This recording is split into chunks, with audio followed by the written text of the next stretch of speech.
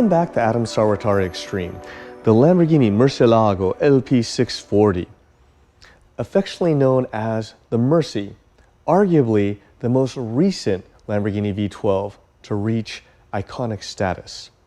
The Murci originally came out in 2001 and had 572 horsepower. Then there was a variant in 2007, which is what you see before you, the LP640, which made 631 horsepower. When the LP640 came along, it also came with some cosmetic changes. A more aggressive front nose, rear diffuser, side skirts, and taillights to tie it all together. In 1998, Audi acquired Lamborghini, but at that time, the Murcielago project had already moved forward. So originally when the Murcielago started, it shared a lot of architecture with the Diablo. But as time went on, you could really see the Audi influence playing a part in the design. And the LP640 was a big part of that. When you take this car apart, you'll notice one major thing, and that is a lot of the components of what you don't see are now Audi, which is a good thing because in the long term, this helped reliability. We'll take a look at some of the things I've done to the LP640 and also try and give you a perspective of what it's like to drive it. I liked the LP640 factory nose, but when I saw the SV nose, I knew I had to have it. Luckily, my friend Alex, who owns SP Engineering, manufactures a full carbon fiber front nose for the Murci. So I went ahead and had him send that over. I changed that out, and at the same time, I pulled out the windshield wiper reservoir for a savings of 18 pounds total.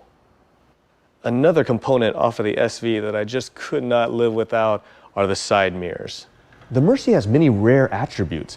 When all put together, it makes for a very unique combination. These are the bat wings. They open up when the ambient temperature climbs above 85 degrees plus or minus. Once they're open, that allows for increased cooling air to pass through the ducting and go through the engine radiators. Once the ambient temperature drops below 85 degrees, the ducts will go ahead and close again to increase aerodynamic efficiency. This panel right here is the Murci's rear wing.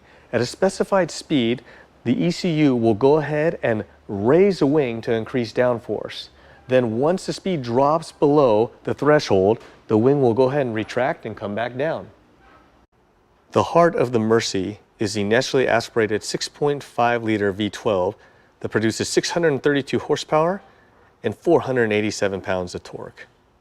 The Murci was the last platform to use the original Lamborghini V12. On top of the engine, you'll find the unique badge that lists 6.5-liter V12 and the firing order. The factory exhaust on the Murci was, in my opinion, extremely quiet. Therefore, I went ahead and upgraded the exhaust. I changed to the Lamborghini Newport Beach exhaust, which deleted the secondary cats, gave me the exhaust tone I was looking for, and saved me around 38 pounds. The Murci's body is constructed of carbon fiber, except for the roof and the doors, which are steel. At that time, carbon fiber was fairly rare in the construction of supercars. Also, the Murci is the last flagship V12 to have true vertical lift scissor doors that elevate in a straight line.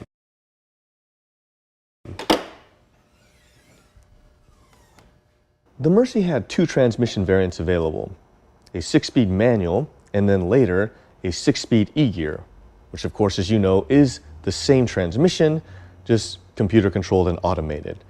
Most people prefer the manual because a lot of purists drive this car. And the nice thing about the manual is it has a much higher value because it's rare. It's also much more reliable because you don't have all the computer control components that can possibly go out. There are e-gear pumps, all sorts of things that you have to be aware of if you're going to run an e-gear. Of course, I run the e-gear in this car. Now, pretty much I can tell you this, everything other than driving at full tilt with the e-gear is just a pain. I wouldn't recommend it. But there is one important key on the e-gear of this car, and that is that at full tilt, wide open throttle, 8,000 RPM shifts, this car is the only car that I've ever driven that somewhat mimics the shifts in my race cars, the RX-7 or the NSX, sequential shift box. So that alone for me is worth all the other headaches.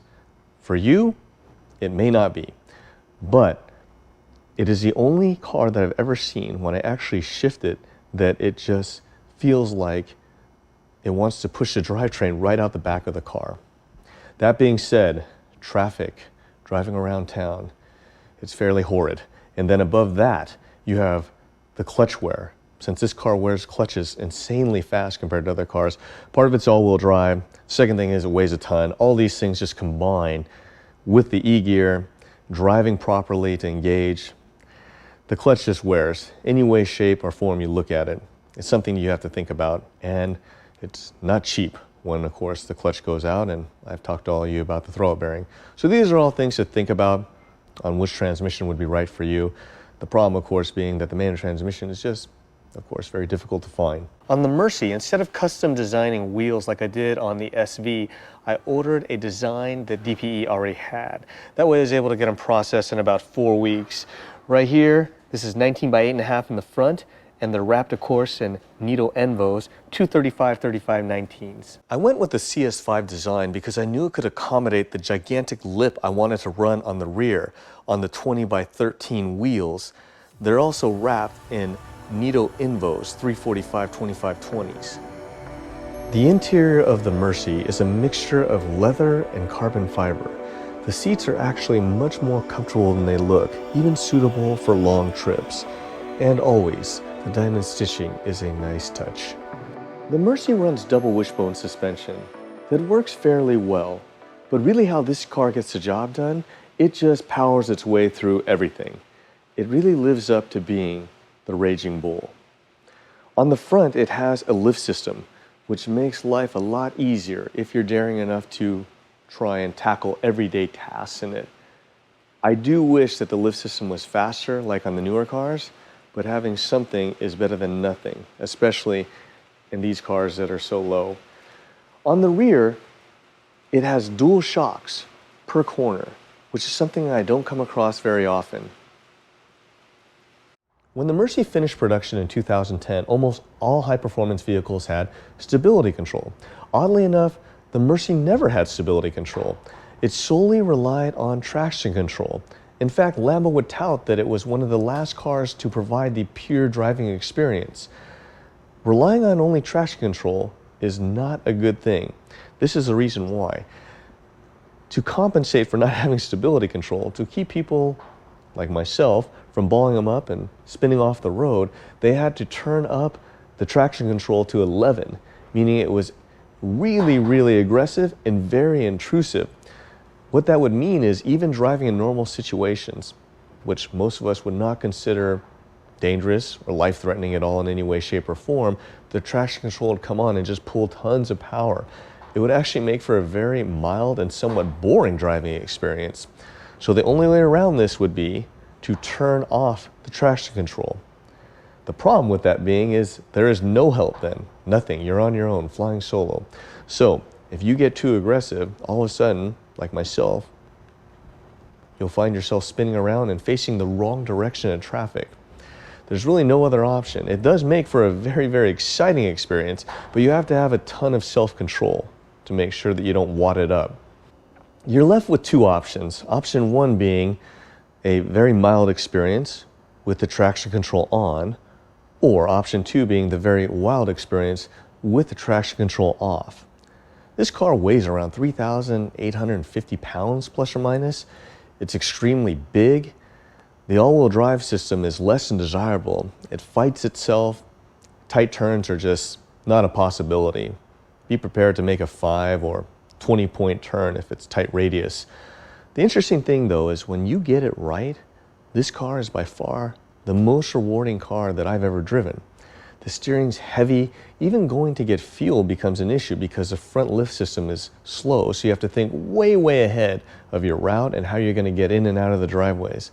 But for some odd reason, it just is a great feeling when everything runs right. Now, that being said, this definitely isn't for everyone. And if you want a car that's much more civilized, this definitely isn't the car for you. But let's go ahead and take it out for a run, and I'll see if I can show you kind of what I'm talking about.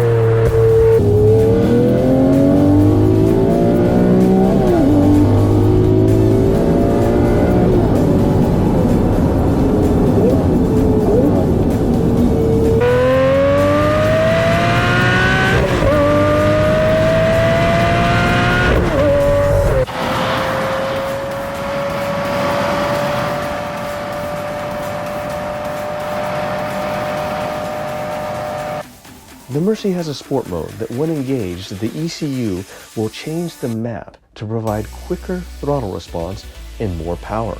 The E-gear programming is also altered to provide a more aggressive clutch engagement and quicker shifts.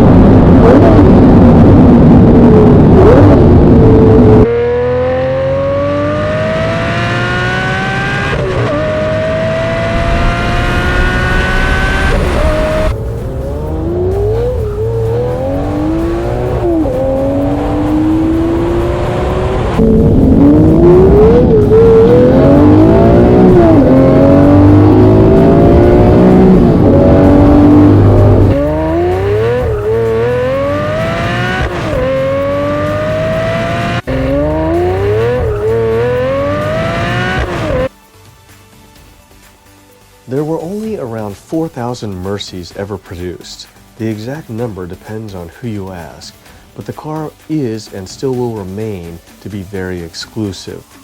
In all of my experience, I've only encountered 2 other Murcis on the road other than my own.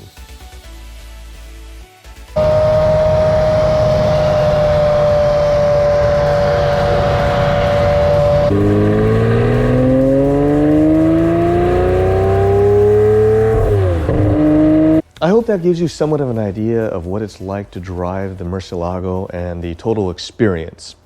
It's hard not to sound cynical about the Murci because I have definitely had my fair share of issues. However, don't get me wrong, the Murci Experience is phenomenal and it's one of my favorite cars for that reason, because it's so unique.